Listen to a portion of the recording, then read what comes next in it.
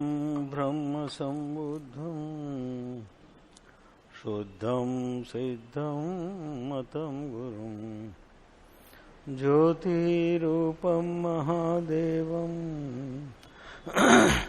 लोकालोकप्रकाशकं गतरागद्वेषमोहा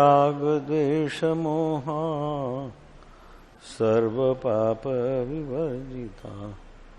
सर्वदा सर्वकालेषु ते भवन्तु जिनोत्तमा पवित्रं परमं ध्येयं परमानन्ददायकं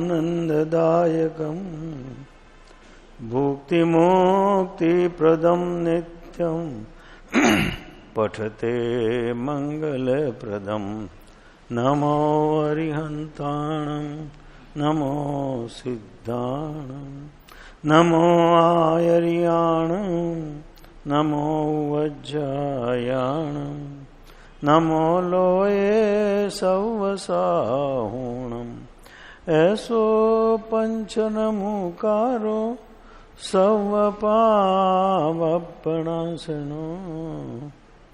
मंगलाणंच सव्येसिं परमं हवै मंगलम् ओंकारं बिंदु संयुक्तं नित्यं ध्यायन्ति योगिनः कामदं मोक्षदं चैव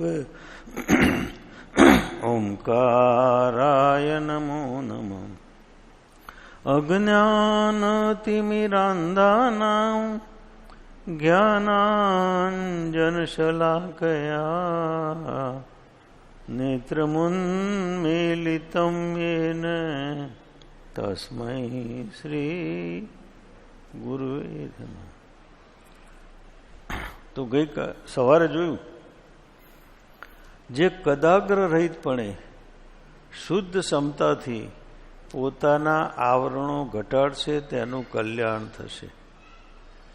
બધી જ પ્રકારના આગ્રહ જ્યારે છૂટી જાય છે ત્યારે કલ્યાણનું કારણ થાય છે. કારણ કે આગ્રહની પાછળ અહંકાર ઊભો છે.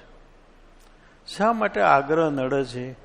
આગ્રહની પાછળ અહંકાર ઊભો છે.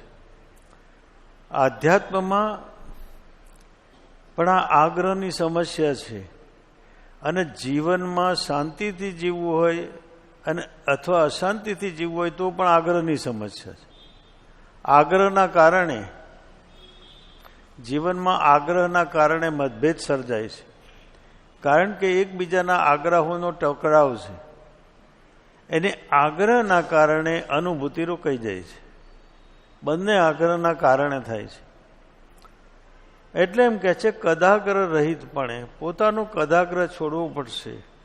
પછી હઠાગ્રહ હોય, કદાગ્રહ હોય, પૂર્વગ્રહ હોય કે સત્યાગ્રહ હોય, આગ્રહ જ્યાં હોય ત્યાંથી આગ્રહ છોડવો પડે.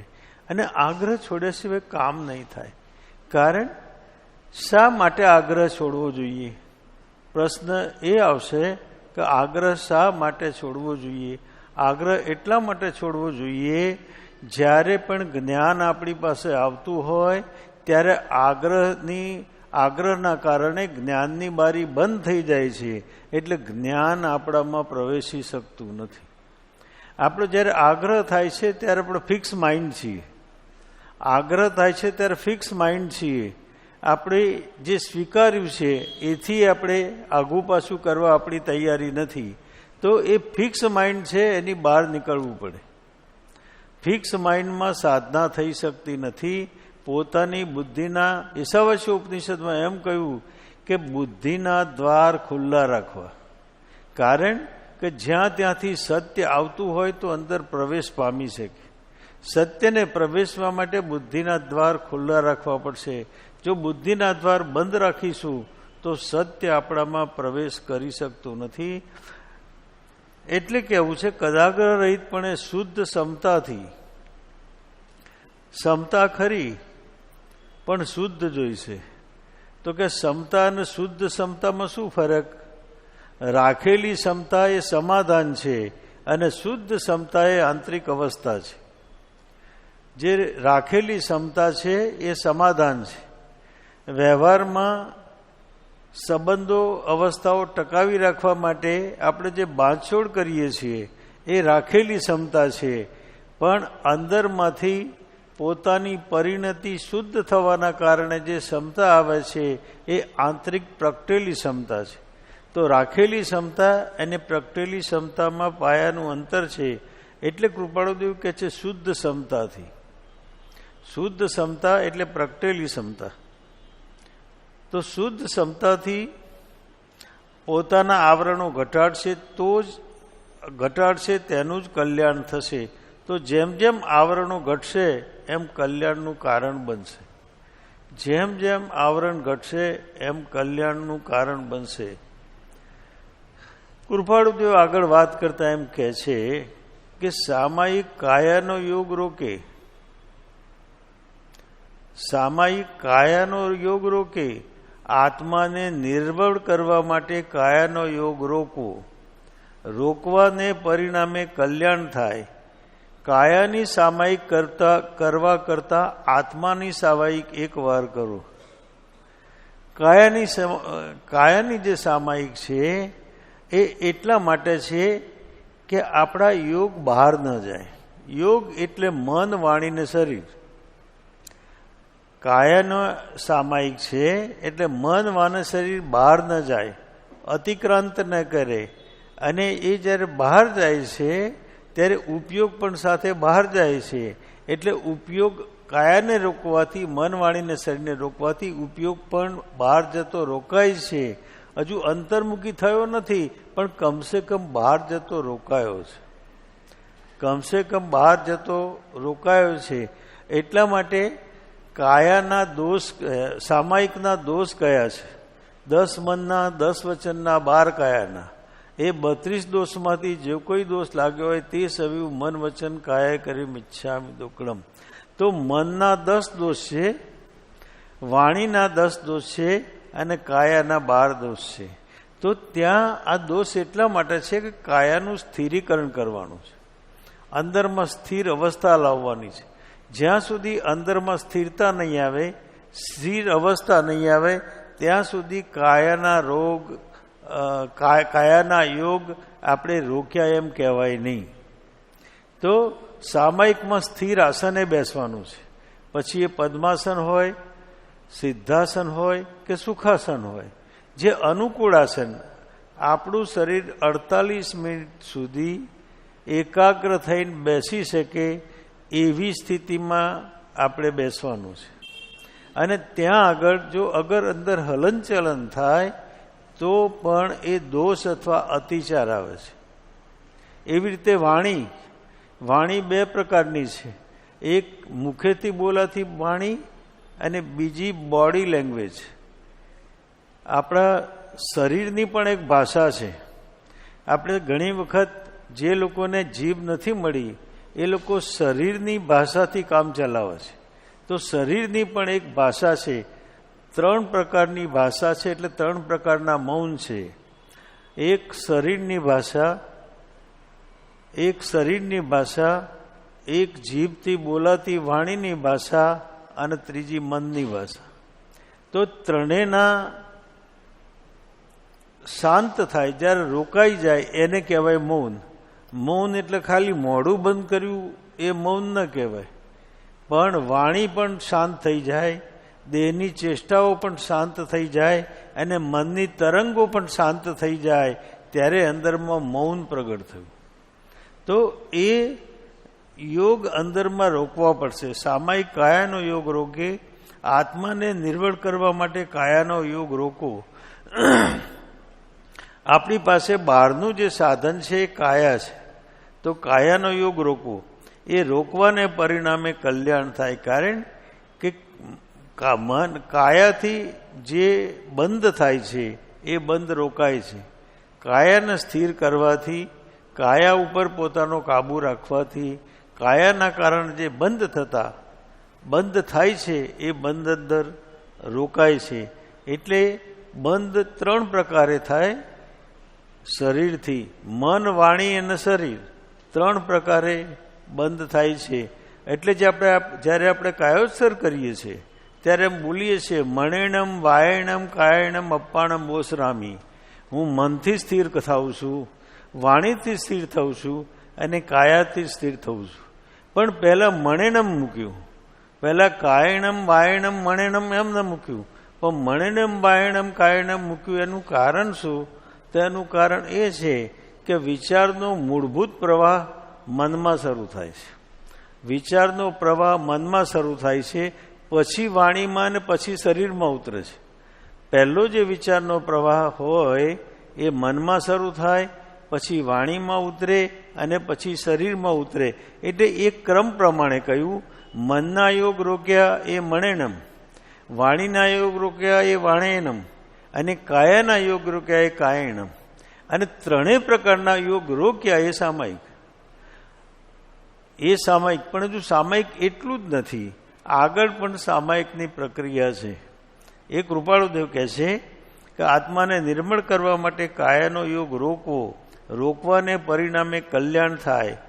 પછી કૃપાળુદેવ કહે છે કાયાની સામાયિક કાયાની સામાયિક કરવા કરતા આત્માની સામાયિક એક વાર કરો. કાયાની સામાયિક કરતા આત્માની સામાયિક એક વાર કરો.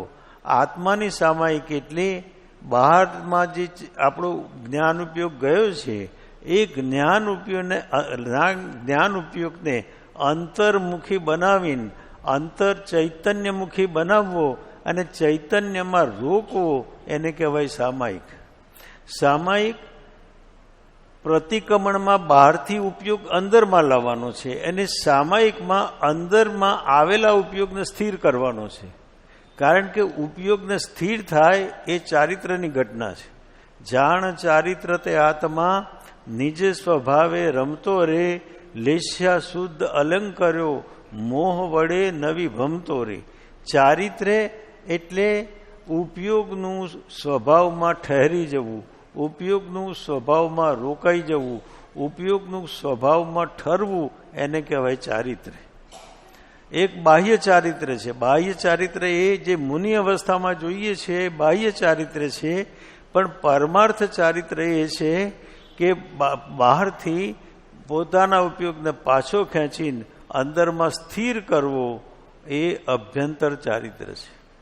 તો લક્ષ્ય અભ્યંતર ચારિત્રનો રાખવાનો છે, કારણ કે જે અંદરમાં અનુભૂતિ થશે અભ્યંતર ચારિત્રમાં થશે. અનુભૂતિ જે થશે એ અભ્યંતર એટલે પરમાર્થ ચારિત્રમાં અનુભૂતિ થાય. બાહ્ય ચારિત્રમાં તો કે બાહ્ય ચારિત્રથી શું થાય? બાહ્ય ચારિત્રથી યોગ્યતા આવે, પાત્રતા આવે. અભ્યંતર ચારિત્રથી અનુભૂતિ થાય. તો બાહ્ય ચારિત્ર પણ જરૂરી છે અને અંદર અભ્યંતર ચારિત્ર પણ જરૂરી છે. બંને જ્યારે ભેગા થાય ત્યારે આત્મામાં સ્થિરતા થાય.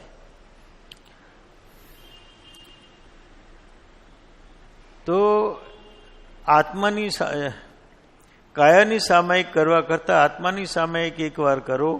જ્ઞાની પુરુષના વચનો સાંભળીને ગાંઠે બાંધો. આ બહુ મહત્વની વાત છે. આપણે વચનો સાંભળીએ છીએ પણ ગાંઠે બાંધતા નથી. જ્ઞાનીના વચનો સાંભળીને ગાંઠે બાંધો. ગાંઠે બાંધો એટલે જીવનમાં જીવો, જીવનમાં ઉતારો, જીવનમાં એને આત્મસાત કરો. પણ આપણે શું થાય છે? સાંભળીએ છીએ ઘણું પણ આત્મસાત કરતા નથી. સાંભળવાથી પરિવર્તન નહીં થાય, સાંભળવાથી સમજણ મળશે, સાંભળવાથી વસ્તુ સ્થિતિ સમજાશે અને આચરણ કરવાથી અંદરમાં પરિવર્તન થશે. તો અહીં એમ કહે છે કે આખી સાધના બે ભાગમાં છે. ભલે બહારનો સત્સંગ થતો હોય, બહારનું સાંભળતા હોય, એ ખોટું નથી, છે સારું, પણ પૂરતું નથી. સાંભળ્યા પછી ગાંઠે ન બાંધો. ગાંઠે બાંધવું એટલે પોતાના અંતરમાં ઉતારવું, પોતાના ચિત્તમાં સ્થિર કરવું, પોતાની ભાવદશાને ફેરવવી. આ પ્રયોગ આપણે કરવો પડશે. સાંભળીએ છીએ તો ઘણું પણ ગાંઠે બાંધતા નથી. સાંભળીએ છીએ ઘણું પણ ગાંઠે બાંધતા નથી. તો એ ગાંઠે બાંધવું પડે. તો આત્માની સામાયિક થશે. તો આત્માની સામાયિક થશે. અંદરમાં આચરણમાં ઉતરે તો આત્માની સામાયિક થાય. આ કાળમાં આત્માની સામાયિક થાય છે. મોક્ષનો ઉપાય અનુભવ ગોચર છે. હવે એમ કહું છે કે આ કાળમાં પણ આત્માની સામાયિક થઈ શકે. આ કાળ ભલે ગમે તેવો કરાળ કાળ હોય, ગમે તેવો દુષમ કાળ હોય, ગમે તેવો કળી કાળ હોય, પણ આ કાળમાં પણ સામાયિક થઈ શકે, એટલે સ્વરૂપમાં ઠરી શકાય. એનું કારણ છે કે પાંચમા આરાના અંત સુધી તીર્થ રહેવાનું છે, અને જ્યાં સુધી તીર્થ રહે ત્યાં સુધી સમ્યક દર્શન રહે. જ્યાં સુધી તીર્થ રહે ત્યાં સુધી સમ્યક દર્શન રહે. એટલે પાંચમા આરાધના અંત સુધી સમ્યક દર્શનની પ્રક્રિયા ચાલુ છે. હવે આપણે એમ કહીએ કાળ ખરાબ છે અને કળી કાળ છે, પડતો કાળ છે, બધી એ વાત સાચી, પણ સમ્યક દર્શન થઈ શકે છે. આપણે કરવું છે શું? આપણે સમ્યક દર્શન મેળવવું છે કે કાળ જોડે લડવું છે? આપણે કરવું છે શું? આપણે નક્કી કરવું પડશે. કારણ કે આપણે કાળનું બહાનું કાઢીએ છીએ. જેને સમ્યક દર્શન પ્રાપ્ત કરવું છે એ જો અંતર્મુખી થાય તો સમ્યક દર્શન પ્રાપ્ત ન કરે એવું બની શકતું નથી. મોક્ષનો ઉપાય અનુભવ ગોચર છે. જ્યારે મોક્ષનો ઉપાય છે અનુભવ ગોચર એટલે ભાવાત્મક ભૂમિકા. ભાવાત્મક ભૂમિકા નહીં રચાય ત્યાં સુધી મોક્ષનો ઉપાય થઈ શકશે નહીં. માત્ર જાણવાથી મોક્ષ ન મળે. જાણવાથી તો માહિતી મળે, ઇન્ફોર્મેશન મળે, નોલેજ મળે. જાણવાથી પોતે ક્યાં સુધી પહોંચ્યા છે એની ખબર પડે, પણ અનુભૂતિ ન થાય. અનુભૂતિ કરવા માટે તો અનુભવ ગોચર એટલે પોતાની અનુભૂતિમાં ઉતરવું પડે, યાત્રા કરવી પડે. અને યાત્રા પોતે જ કરવી પડશે, એમાં બીજો સહાય ન કરી શકે. પણ યાત્રા થતી હોય ત્યારે સત્પુરુષોની જ્ઞાનીની કૃપા વરસે. જ્યારે યાત્રા થતી હોય ત્યારે સત્પુરુષોની અને જ્ઞાનીની કૃપા વરસે છે એ પરિણામજનક થાય. કૃપા તો જ્ઞાનીની આજે પણ વરસે છે. કૃપાળુ દેવની કૃપા આજે પણ વરસે છે. ભગવાન મહાવીરની કૃપા આજે પણ વરસે છે. પણ જીવ સન્મુખ નથી એટલે એ કૃપા સક્રિય થઈ શકતી નથી. જીવ સન્મુખ થાય એટલે કૃપા સક્રિય થઈ જાય. તો સવાલ એ છે કે આપણે સક્રિય થવાનું છે. જ્યાં સુધી આપણે સક્રિય નહીં થઈએ ત્યાં સુધી કૃપા અંદરમાં કામ કરી શકતી નથી. જેમ જેમ અભ્યાસે કરી આગળ જવાય છે તેમ મોક્ષને માટે પણ છે. જેમ જેમ વ્યક્તિ અભ્યાસ કરતો ગ્રેજ્યુએટ થાય છે તો આગળની ડિગ્રી પ્રાપ્ત કરે છે, એમ મોક્ષનો પણ અભ્યાસ જેમ જેમ કરે છે એમ આગળની અવસ્થા પ્રાપ્ત થાય છે. તો આગળની અવસ્થા પ્રાપ્ત કરવા માટે બીજા ઘણા વિકલ્પો કરવાની જરૂર નથી. પણ જે કંઈ જાણ્યું છે, સત્ય લાગ્યું છે, અને સમગ્ર રીતે વિચારતા સત્ય લાગે છે એ જીવનમાં જીવવાની શરૂઆત કરવી પડશે. આપણે જાણીએ છીએ ખરા પણ જીવતા નથી. જાણવું એ એક વાત છે, જ્ઞાનનો વિષય છે, અને જીવવું એ અનુભૂતિનો વિષય છે. તો જાણ્યા પછી જીવવાની શરૂઆત નહીં થાય તો અંતરમાં પરિણામ નહીં આવે. એટલા માટે કહ્યું કે મુખથી જ્ઞાન કથે અને અંતર છૂટો ન મોહ, તે પામર પ્રાણી કરે માત્ર જ્ઞાનીનો દ્રોહ. દ્રોહ એટલે જ્ઞાનીનો વિશ્વાસઘાત.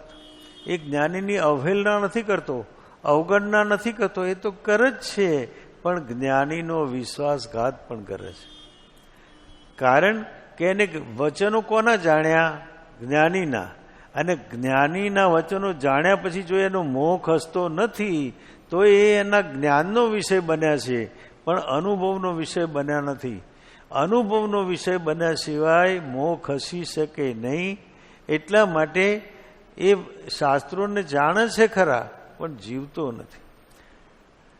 એક મહાપુરુષે એવો દાખલો આપ્યો હતો કે પંડિત છે ચમચા જેવો છે. ચમચા જેવો છે એટલે આપણે જ્યાં મિષ્ટાન બનાવવું હોય તો એને કાઢવા માટે પણ ચમચો જોઈએ, જુદા જુદા વ્યંજનો મેળવવા માટે પણ ચમચો જોઈએ, એ મીઠાઈ બનાવવા માટે પણ ચમચો જોઈએ, અને એ મીઠાઈ પીરસવા માટે પણ ચમચો જોઈએ. પણ સ્વાદ ચમચા ના આવે કે ખાનાર ના આવે? સ્વાદ કોના આવશે? શ્વાસ ચમચાના આવશે કે ખાનારના આવશે? જે ખાય છે એને સ્વાદ આવે છે, ચમચાને સ્વાદ આવતો નથી. એમ જ્ઞાન ગમે જેટલું જાણ્યું હોય, પંડિતાઈ ગમે તેટલી પ્રાપ્ત કરી હોય, પણ અંતર્ભૂત અવસ્થા ન આવી હોય તો એ જ્ઞાન ચમચા જેવું છે. એ જાણે છે ખરા પણ જીવતો નથી, અને જીવતો નથી એટલે એનો સ્વાદ અથવા એનો અનુભવ આવતો નથી, અનુભવથી વંચિત રહી જાય છે. તો જેમ જેમ અભ્યાસે કરી આગળ જવાય છે તેમ મોક્ષને માટે પણ છે. જ્યારે આત્મા કંઈ પણ કરે નહીં ત્યારે અબંધ કહેવાય. જ્યારે કંઈ પણ કરે નહીં એટલે શું? યોગ અને ઉપયોગ બંને સ્થિર થાય. યોગ એટલે મન, વાણી ને શરીર સ્થિર થાય, અને ઉપયોગ અંતર્મુખને સન્મુખ થાય, અંતર અવસ્થાનો સન્મુખ થાય. એટલે યોગ અને ઉપયોગ બંને જ્યારે સ્થિર થાય ત્યારે અબંધ પરિણામી થાય. ત્યાં સુધી અબંધ પરિણામી થઈ શકતો નથી. આપણે યોગ ઘણીવાર બદલ્યા છે પણ ઉપયોગ બદલ્યો નથી. યોગ ઘણીવાર બદલાયા છે.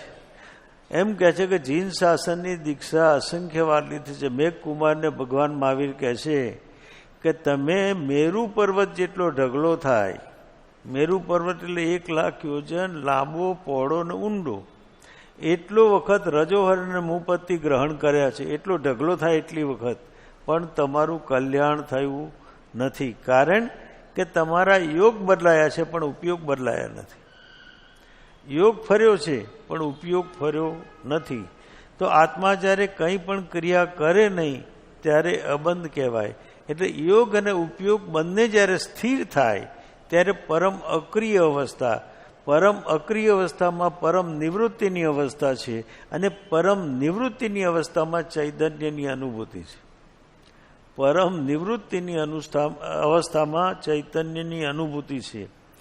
પુરુષાર્થ કરે તો કર્મથી મુક્ત થાય, માટે પુરુષાર્થ કરવો પડશે. પુરુષાર્થ એટલે શું કરવું?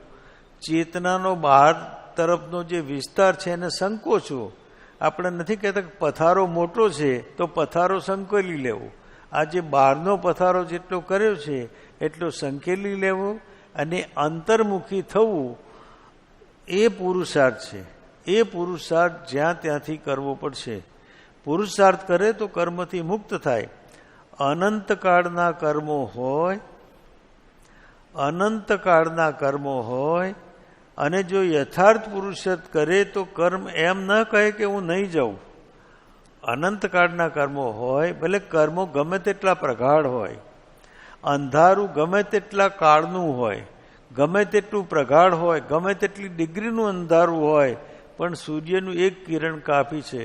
અંધકાર અજ્ઞાન સમ નાશે જ્ઞાન પ્રકાશ. અંધકાર અજ્ઞાન સમ નાશે જ્ઞાન પ્રકાશ. અંધકાર ગમે તેટલો પ્રગાઢ હોય, ગમે તેટલા વર્ષોનો હોય, ગમે તેટલો ઇન્ટેન્સિવ હોય, પણ સૂર્યનું એક કિરણ, પ્રકાશનું એક કિરણ સમગ્ર અંધકારને એક ક્ષણમાં દૂર કરશે. પાપમ ક્ષણાત ક્ષમુપૈતિ શરીર ભાજમ. અનંતકાળના કર્મો એક ક્ષણની અંદર નાશ પામે છે. અનંતકાળના કર્મો એક ક્ષણની અંદર નાશ પામે છે. મોટે ભાગે તો આપણે કર્મમાં અટકીને ઊભા છીએ. આનાથી આ કર્મ બંધાય ને આનાથી આ કર્મ બંધાય, ફલાણું કર્મ બંધાય ને ઢીંકણું બંધાય, પણ પુરુષાર્થ કરતા નથી. જ્ઞાનનું એક કિરણ અંદરમાં પ્રવેશ કરે, અનંતકાળના કર્મો એક ક્ષણમાં જ ભાગી જશે, ઊભાય નહીં. એવી અવસ્થા પ્રાપ્ત થાય છે. અને જો યથાર્થ પુરુષાર્થ કરે તો કર્મ એમ ન કહે કે હું નહીં જાઉં. 2 ઘડીમાં અનંતકાળના કર્મો નાશ પામે છે. 2 ઘડી એટલે 48 મિનિટ. 48 મિનિટમાં કેવળ જ્ઞાન થઈ શકે. 48 મિનિટમાં કેવળ જ્ઞાન થઈ શકે. 2 ઘડીમાં અનંતા કર્મો નાશ પામે છે. આત્માની ઓળખાણ થાય તો કર્મ નાશ પામે. આત્માની ઓળખાણ એટલે આત્માનો અનુભવ. આત્માનો અનુભવ થાય તો કર્મ ત્યાં રહી શકતા નથી. પણ એ પ્રયોગ આપણે આપણા જીવનમાં કરવો પડશે. એ સમજણ વિકસિત કરવી પડશે. મોટે ભાગે આપણું જીવન કર્મના જે સાધક છે એમનું જીવન કર્મના ભયવાળું છે. આનાથી પાપ લાગશે, આનાથી પાપ કરવાની વાત નથી, પાપ કરવા એવી વાત નથી, પણ નાની નાની વસ્તુઓમાં આનાથી આ પાપ લાગે છે ને આનાથી આ પાપ લાગે છે એ રીતે જીવે છે. પણ જે પુરુષાર્થ અંતર્મુખી થવા માટે કરવાનો છે એ અંતર્મુખી થવાનો પુરુષાર્થ કરતા નથી, એટલે કર્મો પોતાના જીવનમાં ખસતા નથી. એટલા માટે કર્મો પોતાના જીવનમાં ખસતા નથી. હવે કૃપાળુદેવ કહે છે સમ્યક્ત્વ સાથી પ્રગટે. સમ્યક દર્શન કેવી રીતે પ્રગટ થાય? આત્માનો યથાર્થ લક્ષ્ય થાય, તેથી આત્માનો લક્ષ્ય ન થાય ત્યાં સુધી સમ્યક દર્શન પ્રગટતું નથી. તો જીવને આત્માનો લક્ષ્ય થવો જોઈએ. આત્માનો લક્ષ્ય થવો એટલે શું? એમ માનવું કે હું આત્મા છું, આખો દિવસ બોલ બોલ કરે કે હું આત્મા છું, આત્મા છું, આત્મા છું. ગોકુળભાઈ એમ કહેતા હતા કે આત્મા છું કરતા આત્મા છું થઈ જશે અંદરમાંથી, આત્મા રહેશે જ નહીં. આખો દિવસ આત્મા છું બોલવાથી કંઈ વળતું નથી.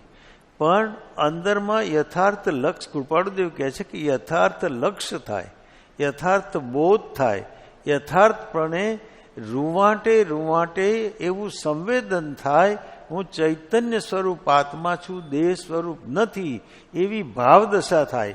એવું વાણી નહીં પણ એવી ભાવદશા, એવો અંદરમાં સંવેદન, એ તરફની વૃત્તિ થાય તો અંદરમાં યથાર્થ લક્ષ્ય થયો કહેવાય.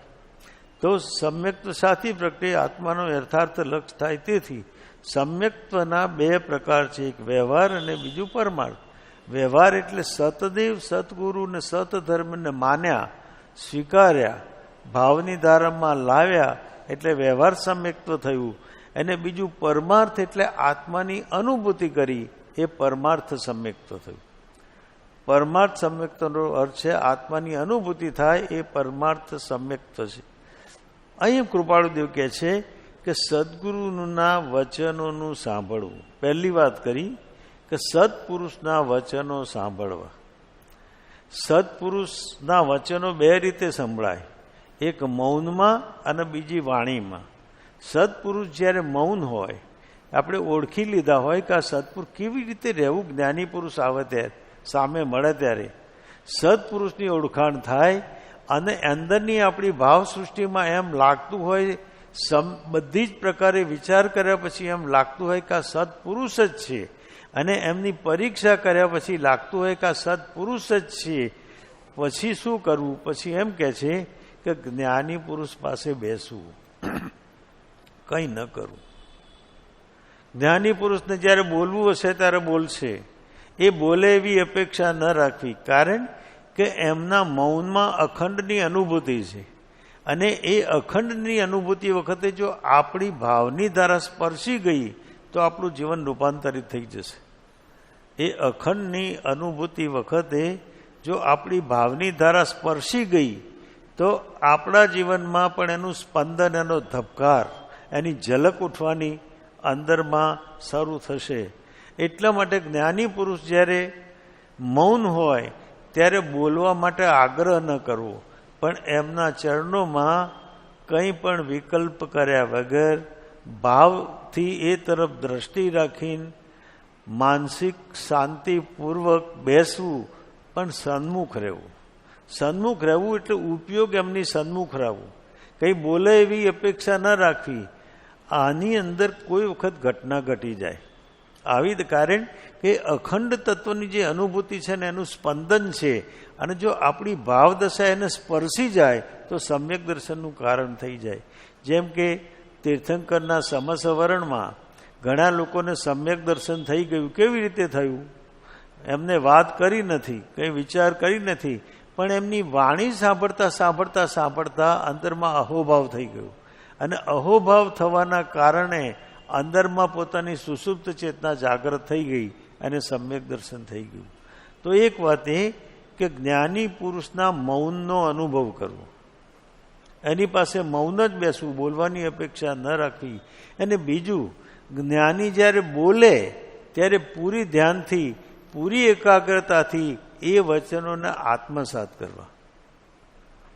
એ વચનોને આત્મસાત, જેમ કે સિદ્ધ શિલા ઉપર કૃપાળુદેવ ગયા, 7 મુનિઓ સાથે હતા અને કૃપાળુદેવ ઉપર ગયા પછી સડસડા ધ્યાનમાં ઉતરી ગયા. 2 કલાક સુધી ધ્યાનમાં રહ્યા અને ધ્યાનમાંથી બહાર આવ્યા એટલે એમને એમ કહ્યું કે આજનો સત્સંગ પૂરો થઈ ગયો. હવે આજના સત્સંગમાં કંઈ બોલ્યા તો નથી, પણ સત્સંગ પૂરો થયો. એ ભાવ સત્સંગ થયો. એ ભાવ સત્સંગમાં જો જીવ સન્મુખ જે થયો હોત તો એનું કલ્યાણ થઈ જાત. એનું કલ્યાણ થઈ જાય. એટલે કૃપાળુદેવે કહ્યું કે સત્સંગ પૂરો થયો. અને બીજી વાત એ કરી કે અહીં અમે સિદ્ધના સુખની અનુભૂતિ કરી છે. સિદ્ધ દશામાં આને સમાપત્તિ કહે છે. સમાપત્તિ એટલે જેનું ધ્યાન કરીએ છીએ એની સાથે એક રૂપ થઈ ગયા, તન્મય થઈ ગયા, તો એની ભાવની ધારા આપણી ભાવની ધારા બની જાય, એ સમાપત્તિ યોગ છે. એમ સિદ્ધો સાથે અંદરમાં નિર્વિકલ્પ સમાધિમાં ગયા અને સિદ્ધોની જે ભાવ સૃષ્ટિ હતી એ ભાવ સૃષ્ટિને સ્પર્શ કર્યો એટલે પોતાને એ જ ભાવ સૃષ્ટિનો અનુભવ થયો. એટલે એમને સિદ્ધ શિલાનો અનુભવ થયો. એટલા માટે એનું નામ સિદ્ધ શિલા પાડ્યું. એ શિલાનું નામ સિદ્ધ શિલા એટલા માટે પાડ્યું છે. તો અહીં એમ કહે છે કે સદગુરુના વચનોનું સાંભળવું, તેનો વિચાર કરવો. જ્યારે જ્યારે સત્પુરુષ બોલે, ન બોલે તો અપેક્ષા ન રાખવી કે બોલે એમ, પણ બોલે તો એ વચનો સાંભળવા, તે વચનોનો વિચાર કરવો, એનો ઊંડાણથી વિચાર કરવો, એ વચનોને ઝીલવા, યાદ રાખવા અને વારંવાર એ વચનોનો વિચાર કરવો. એનો હેતુ શું છે, એનો પરસ્પર સંબંધ શું છે, એનો વિચાર કરવો. કારણ કે જ્ઞાનીના એક વાક્યમાં અનંત શાસ્ત્રો સમાયા છે. એ અનંત શાસ્ત્રોનો બોધ સંક્ષેપમાં જ્ઞાની અર્ક રૂપે કહે છે. પણ એ અર્કને પકડીને જો આપણે શાસ્ત્ર ખોલીએ આપણા ચિત્તમાં તો જ્ઞાની પુરુષનો કહેવાનો ભાવ અંદરમાં સમજાય. તે વચનોનો વિચાર કરવો, પછી તેની પ્રતીતિ કરવી, પોતાના અંદરમાં પોતાના આત્મસાત કરવી. એ વચનોને આત્મસાત કરવા, પોતાના આત્મામાં સ્થિર કરવા, તે વ્યવહાર સમ્યક્ત્વ છે. આત્માની ઓળખાણ થાય તે પરમાર્થ સમ્યક્ત્વ. તો આને એમને વ્યવહાર સમ્યક્ત્વ કહ્યું. પ્રતીતિ કરવી, એની ઝાંખી થાય, એનું પ્રતિબિંબ પડે, એ વ્યવહાર સમ્યક્ત્વ. અને એનો અનુભવ થાય, એનો સ્વાદ ચખાય, એને કહ્યું પરમાર્થ સમ્યક્ત. હવે બીજી વાત કૃપાળુદેવ કરે છે, એ કરવી છે કે અંતઃકરણની શુદ્ધિ વિના બોધ અસર પામતો નથી. અંદરમાં બોધ અસર નહીં પામે, કારણ કે અંતઃકરણની શુદ્ધિ અંદરમાં થઈ નથી. એટલે ઉપદેશ બોધ અને સિદ્ધાંત બોધ 2 વાત કરી. ઉપદેશ બોધ એટલે આદેશ અને ઉપદેશની વાત છે. ત્યાં એ શું છે કે પવિત્ર થવા માટે છે, સિદ્ધાંત બોધને લાયક થવા માટે છે. કૃપાળુદેવ કહે છે કે ઉપદેશ બોધ વિના સિદ્ધાંત બોધ પરિણામ પામતો નથી. તો ઉપદેશ બોધ એ લાયક થવા માટે છે, એ સન્મુખ કરે છે. અને ઉપદેશ બોધની અંદર ક્રિયાઓ છે, ચિંતનો છે, જાણવાનું છે, સત્પુરુષને સન્મુખ થવાનું છે, એ બધું ઉપદેશ બોધમાં છે. સદગુરુની સેવા છે, આ બધું ઉપદેશ બોધમાં છે. અને એ આપણને યોગ્ય બનાવે છે, પાત્ર બનાવે છે. અને પાત્ર થયેલા જીવને સિદ્ધાંત બોધ પરિણામ પામે છે. ત્યાં સુધી સિદ્ધાંત બોધ પરિણામ પામતો નથી. એટલે એમ કે છે કે નિશ્ચયના ગ્રંથો યોગ્યતા સિવાય વાંચવા જેવા નથી. ગુરુની આજ્ઞા સિવાય નિશ્ચયના ગ્રંથો વાંચી શકાય નહીં. કારણ કે યોગ્યતા ન હોય અને વાંચે તો ફૂટી નીકળ્યા વગર રહે નહીં, એનો અહંકાર અંદરમાં જાગૃત થયા વગર રહે નહીં. એટલે કહ્યું કે જ્ઞાન દશા પામ્યો નહીં, સાધન દશા ન કાંઈ, પામે તેનો સંગ જે તે બુડે ભોમાય. જ્ઞાન દશા તો એ પામ્યો નથી અને સાધનો પણ છૂટી ગયા. કારણ કે સિદ્ધાંત બોધમાં આચરણો નથી, અવસ્થાઓનું ચિંતન છે, તત્વોનું ચિંતન છે. માત્ર તત્વોનું ચિંતન કરે કંઈ અનુભૂતિ ન થાય, એનું આચરણ પણ જોઈએ. તો એટલે એનામાં એવું થાય છે કે જ્ઞાન દશા પામતો નથી, સાધન દશા છૂટી જાય છે, અને એના સંગમાં જે આવે છે ને એ પણ ડૂબે છે. એ તો પોતે ડૂબે છે, પણ એના સંગમાં આવે પણ ડૂબે છે. અંતઃકરણની શુદ્ધિ વિના બોધ અસર પામતો નથી. માટે પ્રથમ અંતઃકરણમાં કોમળતા લાવી. આપણું હૃદય કઠોર છે. કોમળતા લાવવી એટલે શું? આપણું હૃદય કઠોર થઈ ગયેલું છે, અને કઠોર હૃદયમાં આધ્યાત્મ ઉતરી શકતું નથી. એના માટે સુકોમળ હૃદય જોઈશે. સુકોમળ એટલે સંવેદનશીલ, ભાવનાત્મક હૃદય જોઈએ, જેનામાં ભાવનાઓ મુઠ્ઠી થઈ ગઈ છે અથવા ભાવનાઓ રહી નથી. એના જીવનમાં આધ્યાત્મ પ્રવેશ કરી શકતું નથી. એનામાં આધ્યાત્મ પ્રવેશ કરી શકતું નથી. એટલે સુકોમળ હૃદય જોઈએ, અને એ હૃદય જ્ઞાની પુરુષને અથવા પરમાત્માને સન્મુખ થયેલું હોવું જોઈએ. એના ભાવો ઝીલે અને એ પ્રમાણે વર્તે એવું જોઈએ. એને કોમળ હૃદય કહ્યું. તો અંદરમાં અંતઃકરણમાં કોમળતા લાવી, વ્યવહાર અને નિશ્ચય એ આદિની મિથ્યા ચર્ચામાં નિરાગ્રહ રહેવું. કૃપાળુદેવ લખે છે, વ્યવહાર અને નિશ્ચય એ આદિની મિથ્યા ચર્ચામાં નિરાગ્રહ રહેવું. અંદરમાં આ બધી ચર્ચા કરવાની જરૂર નથી. નિશ્ચય એ ધ્રુવપદ છે, નિશ્ચય એ ગંતવ્ય છે, નિશ્ચય એ આપણી મંજિલ છે, પણ વ્યવહાર એ આપણી અવસ્થા છે.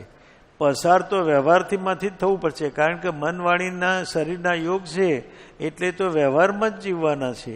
નિશ્ચય તો લક્ષ્ય છે, ધ્રુવનો તારો છે, એ દિશા બતાવે છે, પણ અંદરમાં વ્યવહાર સુધી ન થાય ત્યાં સુધી નિશ્ચય પરિણામ પામતો નથી. ત્યાં સુધી નિશ્ચય પરિણામ પામતો નથી.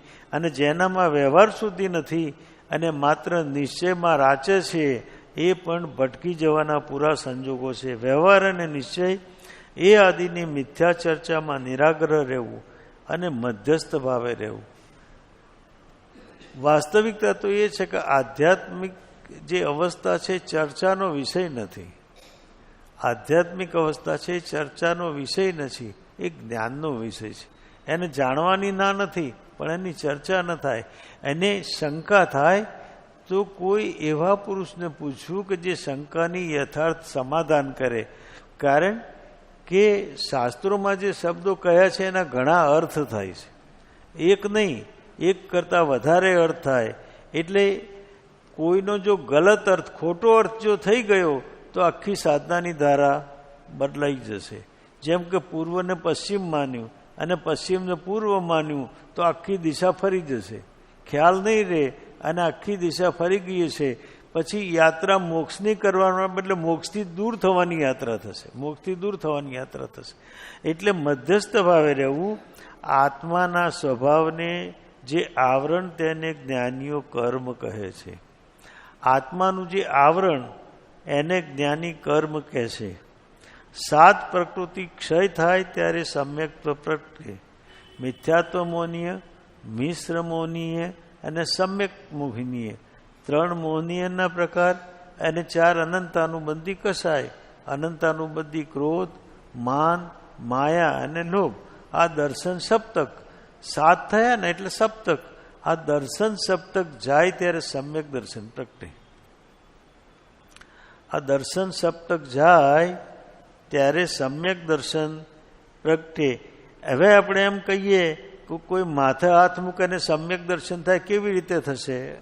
આ 7 જાય તો પ્રગટે, પણ એ 7 અંદર રાખીએ અને કોઈનો હાથ માથે મુકાવીએ એટલે આપણું સમ્યક દર્શન થઈ જાય ખરા? સમ્યક દર્શન તો ન થાય, પણ સમ્યક દર્શનની ભ્રમણા જરૂર થાય. સમ્યક દર્શન ન થાય પણ સમ્યક દર્શનની ભ્રમણા થાય. એટલે કૃપાળુદેવ કહે છે 7 પ્રકૃતિ ક્ષય થાય. 7 પ્રકૃતિ ક્ષય થાય ત્યારે સમ્યક્ત્વ પ્રગટે. અનંતાનુબંધી 4 કસાય, મિથ્યાત્વ મોહનીય, મિશ્ર મોહનીય અને સંકિત મોહનીય. એ 7 ક્ષય થાય ત્યારે સમ્યક્ત્વ પ્રગટે. એ 7 જ્યારે અંદરમાંથી ચાલ્યા જાય ત્યારે સમ્યક્ત્વનો ઉદય થાય. ત્યાં સુધી સમ્યક્ત્વનો ઉદય થઈ શકતો નથી. તો પછી પ્રશ્ન પૂછાયો છે એમને, કસાય તે શું છે? કસાય તે શું છે? સત્પુરુષો મળે, જીવને તે બતાવે કે તું જે વિચાર કર્યા વિના કરે જાય છે તે કલ્યાણ નથી, છતાં તે કરવા માટે દુરાગ્રહ રાખે તે કસાય. આ એમને એક નવી જ વાક્ય આપી. કસાય, કસ એટલે સંસાર અને આય એટલે આવક. જેમાં સંસારની આવક થાય એ કસાય. જે કરવાથી સંસાર વધે એને કહેવાય કસાય. પણ એમને વિશેષ વાક્ય આપી કે સત્પુરુષ મળે, જીવને તે બતાવે કે તું જે વિચાર કર્યા વિના કરે જાય છે તે કલ્યાણ નથી. આ બતાવ્યા પછી પણ પાછો ન ભરે, છતાં તે કરવા માટે દુરાગ્રહ રાખે તે કસાય. આપણે શું થાય છે, જ્ઞાની પુરુષ મળે ત્યારે જ્ઞાની પુરુષ આપણી પ્રકૃતિ તોડવા માટે પ્રયત્ન કરે છે. એટલે આપણે માળા ગણતા હોય તો કે સામાયિક કરો, સામાયિક કરતા હોય તો કે ધ્યાન કરો, ધ્યાન કરતા હોય તો કે માળા કરો.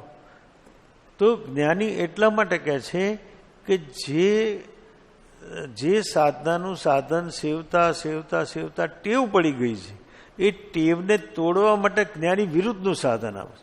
જ્ઞાનીનો આશય એને વિચલિત કરવાનો નથી, એને ત્યાંથી ખસેડવાનો નથી, પણ જે ટેવ પડી છે ટેવને ખસેડવાનો છે. કારણ કે સાધનાના સાધનો કરતાં કરતાં ટેવ પડી જાય છે. સાધનાના સાધનો કરતાં કરતાં ટેવ પડી જાય છે. એકની એક ક્રિયા વ્યવહારમાં પણ, એકની એક ક્રિયા જ્યારે આપણે વારંવાર કરીએ છીએ ત્યારે એ ક્રિયાની ટેવ પડી જાય છે.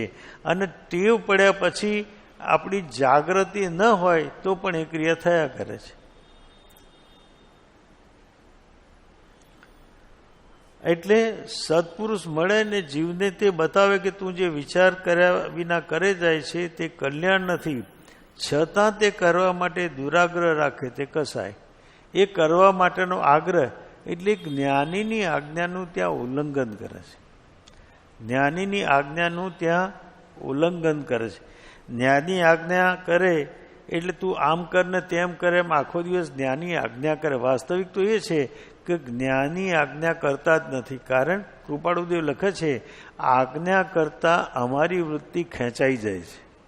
આજ્ઞા કરતા અમારી વૃત્તિ પાછી ખેંચાઈ જાય છે. કારણ જ્ઞાની પુરુષ આજ્ઞા કરતા નથી. એટલા માટે નથી કરતા કે બીજા જીવમાં પણ એમને જ્ઞાન દેખાય છે, બીજા જીવમાં પણ સિદ્ધત્વ દેખાય છે. એટલે એને પોતાના જેવો સમજે છે. અને બંને એક સરખા હોય તો આજ્ઞા કેવી રીતે કરી શકે? એટલે જ્ઞાની પુરુષ ક્યારે પણ આજ્ઞા કરતા નથી, પણ સહજ ભાવે કહેતા હોય આમ કર્યું તો સારું. જેમ કે કૃપાળુદેવે કહ્યું છે ને, જ્યારે ભગવાન મહાવીર હાજર હતા ત્યારે એ પણ મુનિ અવસ્થામાં હતા અને ગૌતમ સ્વામી સાથે બેઠેલા હતા.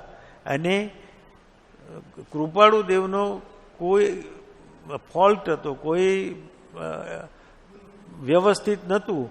એટલે એમનો દોષ બતાવો હતો, પણ એ દોષ કહેવા માટે ઉપદેશ ગૌતમ સ્વામીને આપતા હતા. જ્ઞાની પુરુષ સીધો ઉપદેશ વ્યક્તિને આપતા નથી, પણ બીજા દ્વારા આપે છે. એટલે ગૌતમ સ્વામીને ઉપદેશ આપતા હતા. એમાં એમને લઘુશંકાની ઈચ્છા થઈ અને એ એક થોડી ક્ષણો માટે ઊભા થયા અને પાછા આવ્યા. એટલામાં 2700 વર્ષના ભવ વધી ગયા. કૃપાળુદેવ તરીકે આવ્યા ત્યાં સુધીના ભવ એમના વધી ગયા. તો કૃપાળુદેવ એમ કહે છે કે આપણે તો પ્રમાદમાં જ પડ્યા રહીએ છીએ, આપણા કેટલા ભાવ વધ્યા કરશે. એટલે જીવનમાં જાગૃતિ જોઈશે. ઉન્માર્ગને મોક્ષ માર્ગ માગે ને, ઉન્માર્ગને મોક્ષ માર્ગ માને અને મોક્ષ માર્ગને ઉન્માર્ગ માને તે મિથ્યાત્વ મોહની. જે વાસ્તવિક માર્ગ છે એ વાસ્તવિક માર્ગ સ્વીકારે નહીં, અને અવાસ્તવિક માર્ગ છે એને મોક્ષનું કારણ માને, અને વાસ્તવિક માર્ગ છે એને મોક્ષનું કારણ સ્વીકારે નહીં, તો એને કહેવાય છે મિથ્યાત્વ મોહનીય. કૃપાળુદેવ એને મિથ્યાત્વ મોહનીય કહે છે. ઉન્માર્ગથી મોક્ષ થાય નહીં. ક્યારે પણ સન્માર્ગથી મોક્ષ થાય, પણ ઉન્માર્ગથી ક્યારે પણ મોક્ષ થઈ શકે નહીં. માટે માર્ગ બીજો હોવો જોઈએ એવો જે ભાવ તે મિશ્ર મોહની. ઉન્માર્ગથી મોક્ષ એને સમજ છે કે ઉન્માર્ગથી મોક્ષ થાય નહીં, સન્માર્ગથી જ મોક્ષ થાય, એટલે માર્ગ બીજો હોવો જોઈએ એવો જે મિશ્ર ભાવ છે. હજુ ચોક્કસ નક્કી કર્યું નથી, પણ એને મિશ્રપણે લાગે છે કે આ પ્રમાણે વર્તવાથી મોક્ષ થાય નહીં, એ મિશ્ર મોહનીય. અને આત્મા આ હશે એવું જ્ઞાન થાય તે સમ્યક્ત્વ મોહનીય. આત્માનું યથાર્થ સ્વરૂપ સમજાય એને સમ્યક્ત્વ મોહનીય કહે છે. સાંભળો તો છો ને, કે મને એમ થાય છું એકલો જ બોલ્યા કરું છું, તો કારણ કે તાત્વિક વાતો છે થોડી અંદરમાં. આત્મા આ હશે એવું જ્ઞાન થાય તે સમ્યક્ત્વ મોહનીય. આત્મા આ છે એવો નિશ્ચય ભાવ તે સમ્યક્ત્વ મોહનીય. તે સમ્યક્ત્વ, પેલું સમ્યક્ત્વ મોહનીય. આત્મા આ હશે એટલે એ સ્વીકાર છે, માત્ર સ્વીકાર છે હશે, પણ આત્મા આ જ છે એવો નિશ્ચય આત્માને બરાબર જોયા પછી થાય એને કહેવાય સમ્યક્ત્વ. આ સમ્યક્ત્વની સ્થિતિ છે. જ્ઞાની પ્રત્યે બરાબર પ્રતીતિ થાય ને રાત દિવસ અપૂર્વ જોગ સાંભળ્યા કરે તો સાચી ભક્તિ થાય. જ્ઞાની પ્રત્યે યથાર્થ પ્રતીતિ થવી જોઈએ, જ્ઞાની પ્રત્યે ભાવ થવો જોઈએ, જ્ઞાની પ્રત્યે અંદરમાં પ્રતીતિ એટલે ઝાંખી થાય કે આ વિતરાગના લઘુનંદન છે. કારણ કે સમ્યક્ત્વનો બોધ એમને પ્રાપ્ત કર્યો છે, એટલે એ જ ગુણ જ વિતરાગ જેવા જ છે એવો ભાવ અંદર થાય, એવી પ્રતીતિ થાય ને રાત દિવસ અપૂર્વ જોગ સાંભળ્યા કરે. પછી જ એમની પાસે બેઠા હોય, એમને વાત કરી હોય, જે વચનો કયા હોય એ જોગ સાંભળ્યા કરે તો સાચી ભક્તિ થાય. તો જ્ઞાનીની સાચી ભક્તિ થઈ ગણાય. જ્ઞાનીની આજુબાજુમાં આટા ફેરા મારે એ ભક્તિ નથી, એ વ્યવહાર ભક્તિ છે, સાચી ભક્તિ નથી. વ્યવહારની એ ભક્તિ છે, સાચી ભક્તિ નથી. તો આ જે છે એ સાચી ભક્તિ થાય. નિયમથી જીવ કોમળ થાય છે, દયા આવે છે. મનના પરિણામો ઉપયોગ સહિત જો હોય તો કર્મો ઓછા લાગે. મનના પરિણામોમાં જાગૃતિ હોય એટલે ઉપયોગ હોય, જાગૃતિ હોય તો કર્મો તીવ્રપણે પ્રવર્તન કરતા નથી. પણ ઉપયોગ રહિત હોય તો કર્મ વધારે લાગે. ઉપયોગ રહિત હોય તો કર્મ વધારે લાગે. અંતઃકરણ કોમળ કરવા, શુદ્ધ કરવા, વ્રતાદિ કરવાનું કહ્યું છે. વ્રતનો હેતુ એ છે કે અંતઃકરણને કોમળ કરવા. વ્રતનો અર્થ એ છે કે અંતઃકરણ કોમળ કરવા, કઠોર ન થવા જોઈએ. પોતાના હૃદયમાં કઠોરતા, કારણ કે કઠોરતામાંથી હિંસા આવશે. હિંસા જ ત્યારે જ આવે કે જ્યારે આપણું હૃદય, આપણા પરિણામ કઠોર થાય. કઠોર થાય ત્યારે અંદરમાં હિંસા આવે છે. કઠોર થાય ત્યારે જ્ઞાનીની વાણી સાંભળવી ગમતી નથી. કઠોર થાય ત્યારે ભક્તિ યથાર્થ સ્વરૂપમાં થઈ શકતી નથી. જ્યારે અંદરના પરિણામો કઠોર થાય ત્યારે સત્સંગ યથાર્થ થઈ શકતો નથી. અંદરના પરિણામ કઠોર થાય ત્યારે શાસ્ત્રોની યથાર્થ સમજ આવતી નથી. આ બધું એટલા માટે થાય છે કે અંદરનું પરિણામ કઠોર છે, કોમળ નથી. કોમળ પરિણામ વાસ્તવિકતાને ઝીલે છે, કઠોર પરિણામ ઝીલી શકતો નથી. તો શુદ્ધ કરવા, વ્રતાદિ કરવાનું કહ્યું છે. સ્વાદ બુદ્ધિ ઓછી કરવા નિયમ કરવો. તપ કરવું એનો અર્થ એ થયો કે સ્વાદ બુદ્ધિ ઓછી. તપમાં 6 બાહ્ય તપ છે, એમાં ઉણોદરી, વૃત્તિ સંક્ષેપ, રસ ત્યાગ કયા છે. રસ છોડવાનો છે, રસ છોડવાનો છે. જે તપ કરવાનું છે એટલે અંદરમાંથી રસ છોડવાનો છે. સ્વાદ બુદ્ધિ ઓછી કરવા નિયમ કરવો. કુળ ધર્મ જ્યાં જ્યાં જોઈએ છીએ ત્યાં ત્યાં આડો આવે છે. આપણે જ્યાં જ્યાં કુળ ધર્મ જોઈએ છીએ ત્યાં આળો આવે છે અને જ્ઞાનીના વચનોનો સ્વીકાર આવતો નથી. કુળ ધર્મના માન્યતાના અભિપ્રાયના કારણે જ્ઞાનીના વચનોનો સ્વીકાર આવતો નથી. એટલે જીવે કુળ ધર્મથી ઉપર ઉઠવું પડે, એની પેલી પાર જવું પડે અને એ ક્ષમતા કેળવવી પડે, તો આધ્યાત્મિક તથ્યો એના જીવનમાં આત્મસાત થાય. નહીં તો આધ્યાત્મના તત્વો એના જીવનમાં આત્મસાત થતા નથી. તો અહીંયા ઉપદેશાયાની વાત પૂરી થાય છે. તો આપણે અહીંયા આગળ પૂરું કરીએ છીએ અને 10 મિનિટ બાકી છે, એટલે 10 મિનિટમાં તો થોડું ધ્યાન કરી લઈએ.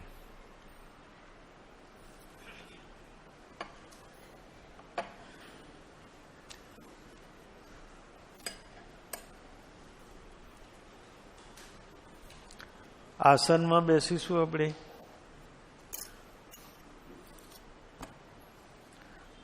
સિદ્ધાસન, પદ્માસન કે સુખાસન જે અનુકૂળ પડે એ સાધનમાં બેસીશું. શરીર ટોટલી રિલેક્સ, શરીર ટોટલી રિલેક્સ. આંખો ધીરે ધીરે બંધ કરવાની, આંખો ધીરે ધીરે બંધ. શરીર શાંત, મન શાંત. બંનેને શાંત કરવા માટે ઓમનો નાદ કરીશું. ઊંડો ગહેરો શ્વાસ લઈશું. ઓ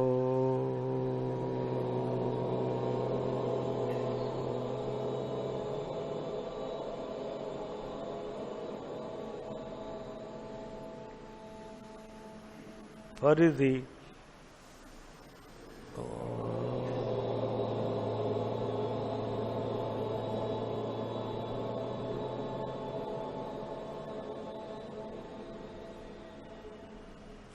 ફરીથી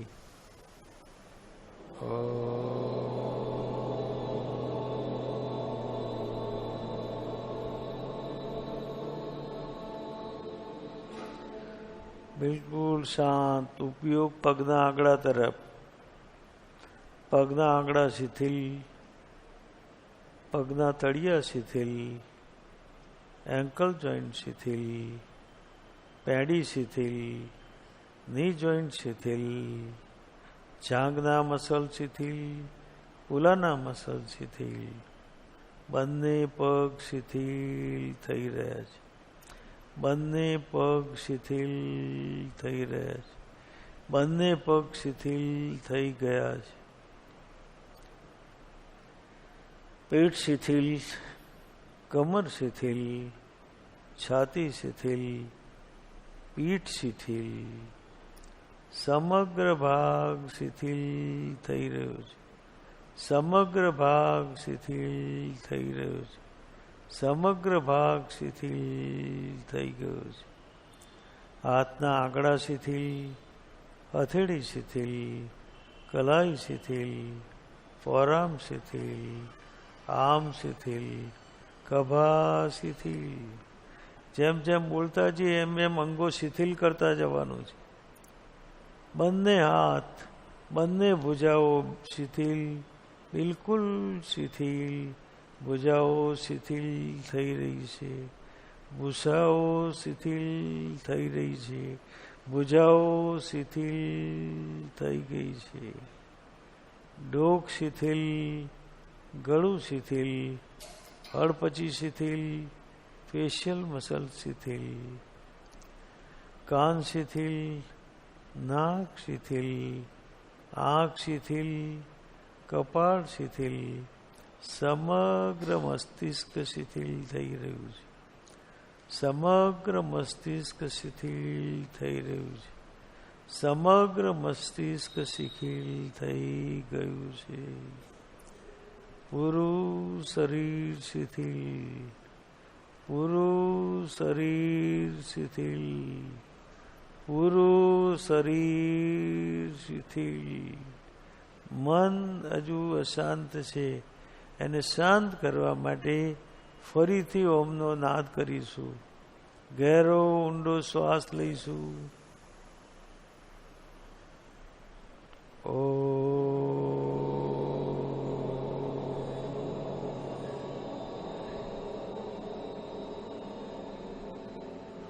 ઓમનો ધ્વનિ મસ્તિષ્કમાં ઘૂમવો જોઈએ, પડઘાવવો જોઈએ. ફરીથી શ્વાસ.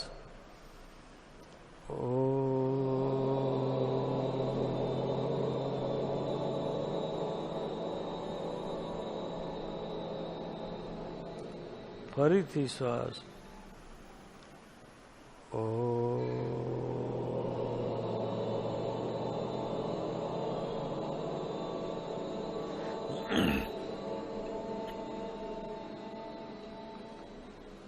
શરીર શિથિલ, મન શિથિલ. ઉપયોગ શ્વાસ તરફ. શ્વાસ અંદર જઈ રહ્યો છે, શ્વાસ બહાર નીકળી રહ્યો છે. શ્વાસ સાથે ઉપયોગ અંદર જાય છે, શ્વાસ સાથે ઉપયોગ બહાર આવે છે. સમગ્ર ઉપયોગ શ્વાસ સાથે સ્થિર. શ્વાસની સાથે ઉપયોગ અંદર, શ્વાસની સાથે ઉપયોગ બહાર. સહજ અવસ્થામાં શ્વાસ ચાલવો જોઈએ, કંઈ ફેરફાર કરવાનો નથી. જેમ ચાલે છે એમ શ્વાસને જોવાનો છે. માત્ર શ્વાસ તરફ દ્રષ્ટિ, બિલકુલ શ્વાસ તરફ દ્રષ્ટિ. શ્વાસ શાંત અને રિધમ પ્રમાણે ચાલી રહ્યો છે. બિલકુલ શ્વાસ તરફ દ્રષ્ટિ. શરીર શિથિલ, મન શિથિલ. ઉપયોગ શ્વાસોશ્વાસ તરફ. ઉપયોગ શ્વાસોશ્વાસ તરફ. ઉપયોગ શ્વાસોશ્વાસ તરફ.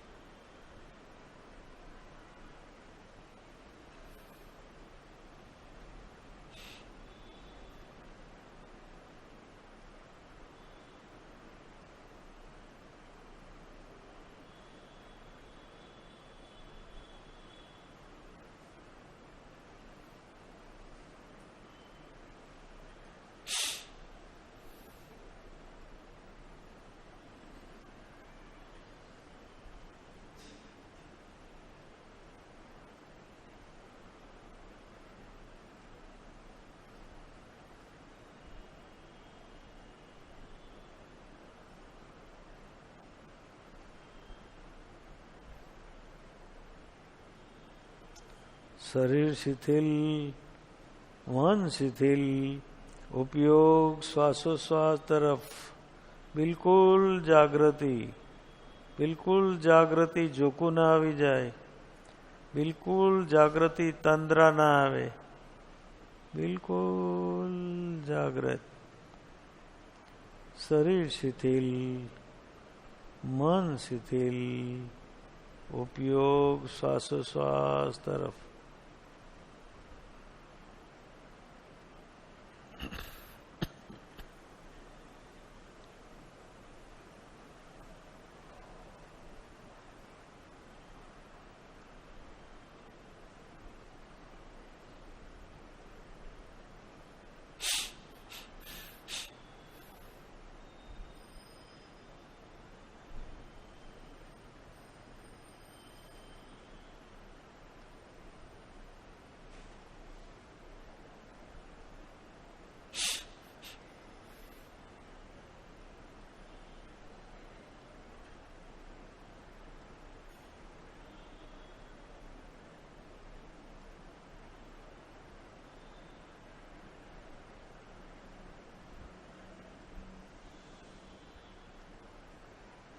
શરીર શિથિલ, મન શિથિલ.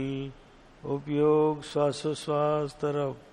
બિલકુલ જાગ્રત અવસ્થા, બિલકુલ જાગ્રત અવસ્થા.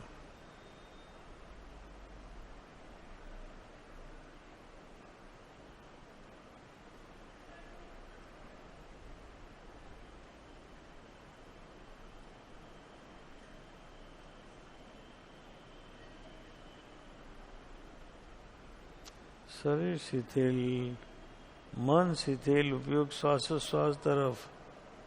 બિલકુલ જાગ્રત અવસ્થા.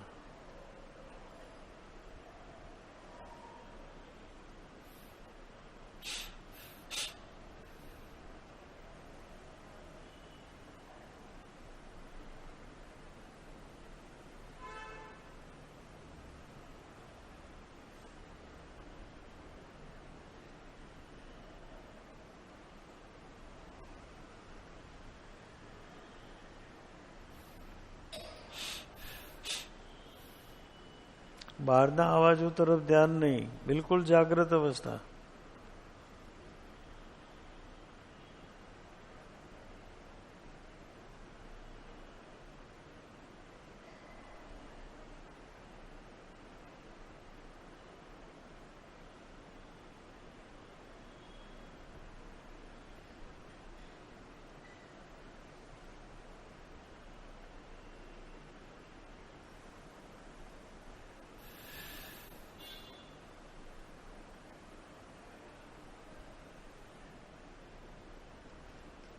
મન શાંત, શરીર શાંત, શરીર શિથિલ. ઉપયોગ શ્વાસોશ્વાસ તરફ.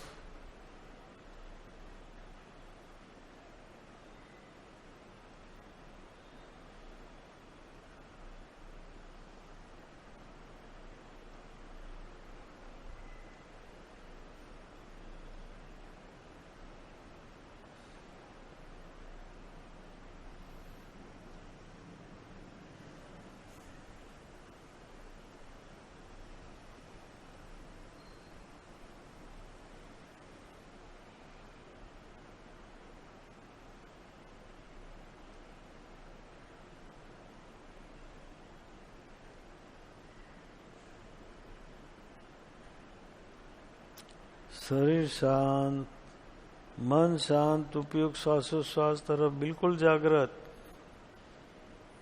બિલકુલ જાગ્રત, બિલકુલ જાગ્રત.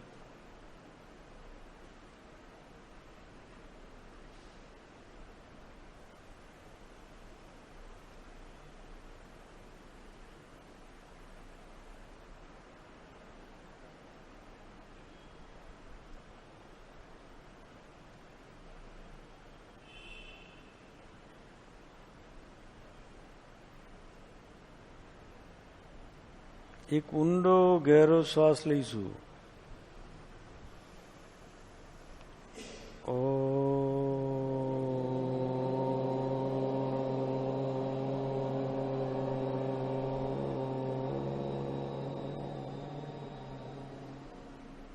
આસનમાંથી બહાર આવીશું.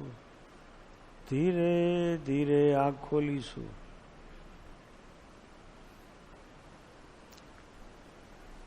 બે મિનિટ ધૂન બોલીશું. હરિહંત ભજો, હરિહંત ભજો, હરિહંત તવા, હરિહંત ભજો.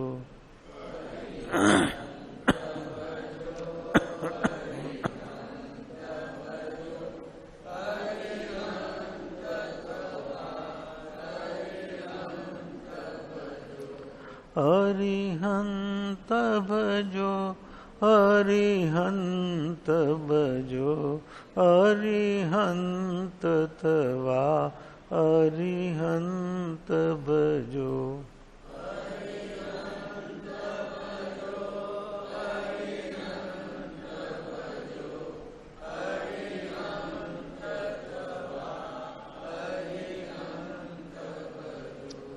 વિતરાગ ભજો, વિતરાગ ભજો, વિતરાગ તવા, વિતરાગ ભજો.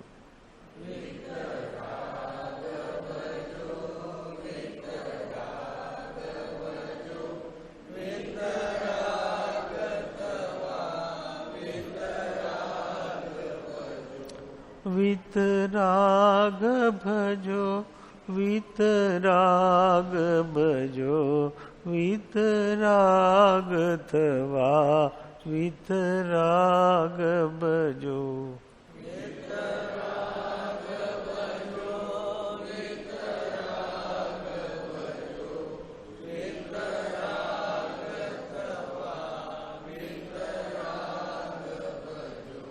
ભગવંત ભજો, ભગવંત ભજો, ભગવંત તવા, ભગવંત ભજો.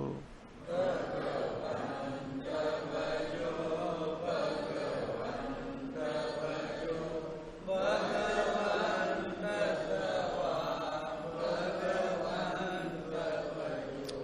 ભગવંત ભજો ભગવંત ભજો ભગવંત થવા ભગવંત ભજો.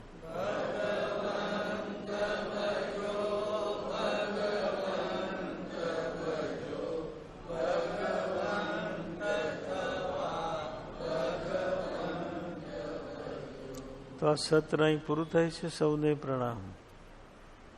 દામયના તસુ સંત ચહે દિન રાત રહે તદ ધ્યાન મહી પર શાંતિયના તસુધામય જે પ્રણમો પદતે વરતે જયતે.